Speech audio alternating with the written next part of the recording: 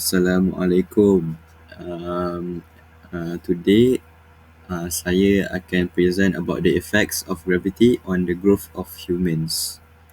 Okay, from the aspects of difference in density, gravity dia can and does affect density. In astronomy, there are many examples. Okay, cuba kita bayangkan belon. Kalau kita hantar belon ke contoh bulan dengan planet lain contoh Jupiter, volume dia akan menjadi lebih besar atau lebih kecil. Dia depending on the gravity of the place. Contoh kalau macam dia punya gravity dia lower, so dia punya volume will be smaller. Atau kalau dia punya gravity lebih kuat, dia punya volume will be larger. With constant mass, the density would change inversely. Volume is dependent on pressure, and the same mass will have a greater density if it is compressed to a smaller volume, because it makes the denominator of the density equation smaller. So gravity is a force that can compress matter. Dari aspek bone fragility pula, space macam space travelers, contoh macam angkasawan semua tu, bila diorang exposed to microgravity which is low gravity, diorang akan diorang akan induces enhance bone loss compared to the age-related bone loss on Earth. Lepas tu microgravity promotes and increase bone turnover. Bone turnover ni dia macam proses replacement by new bone with a little change in shape, and this obstructs space exploration.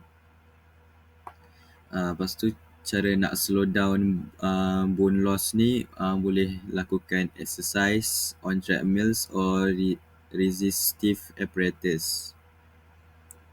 Lepas tu life in microgravity environment of space brings many changes to the human body.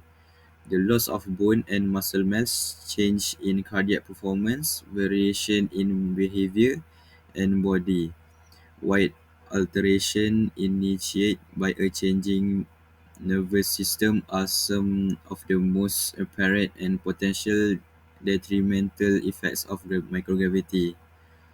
Changes to bone are particularly noticeable because they affect on astronauts' ability to move and walk upon return to Earth's gravity. So macam bila astronaut semua bila dia balik ke bumi, lepas daripada duduk kat environment microgravity, diorang macam cara diorang jalan lain banding dengan manusia lain.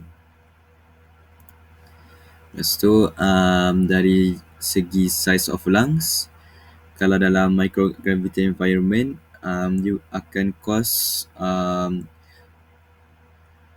decrease in lung and chest wall recoil pressures as it removes most of the distortions of lung parenchyma and thorax induced by changing gravity field and or posture. Lung parenchyma ni dia macam portion of the lungs involved in gas exchange. Lepas tu bila dekat hypergravity punya environment pula, dia tak effect sangat kepada respiratory mechanics, sebab dia punya mechanical distortion is close to maximum already at 1 Gz, and the end expiratory volume during quiet breathing corresponds to the mechanical function residual capacity in each condition. Kalau dari segi blood circulatory system pula, bila dalam microgravity environment, blood and other body fluids are pushed upward from the leg and abdomen toward the heart and head. Dia opposite daripada kalau kita kat bumi dia orang akan fluid akan ke bawah ke part of body, tapi bila kita kat kawasan microgravity dia akan naik macam tu ke hati dengan kepala macam tu. This fluid shifts causes a decrease in the amount of blood and fluid in the heart and blood vessel, even while astronauts experience swelling in the face and head. Lepas tu the heart changes, hati pun dia akan berubah bentuk daripada bentuk oval, like a water-filled balloon, to a round ball, macam an air-filled balloon. And space causes atrophy of muscle that on Earth work to constrict the blood vessels so they cannot control blood flow as well. Atrophy muscle ni dia decrease in size and wasting of the muscle tissue. So dari segi blood pressure pula, bila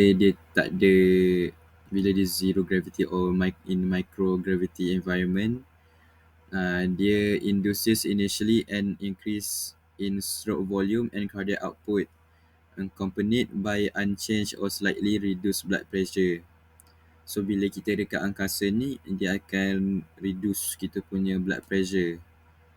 Lepas tu contoh bila angkasawan semua batang balik ke bumi, gravity once again pulls the blood and fluids into the abdomen and legs. The loss of blood volume combined with atrophy of the heart and blood vessels that can occur in space reduces the ability to regulate a drop in blood pressure that happens when we stand on Earth.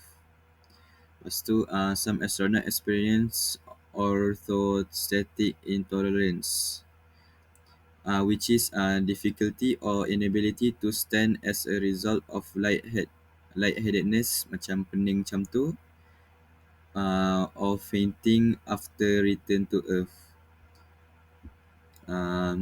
Saya rasa sampai situ saja saya punya presentation.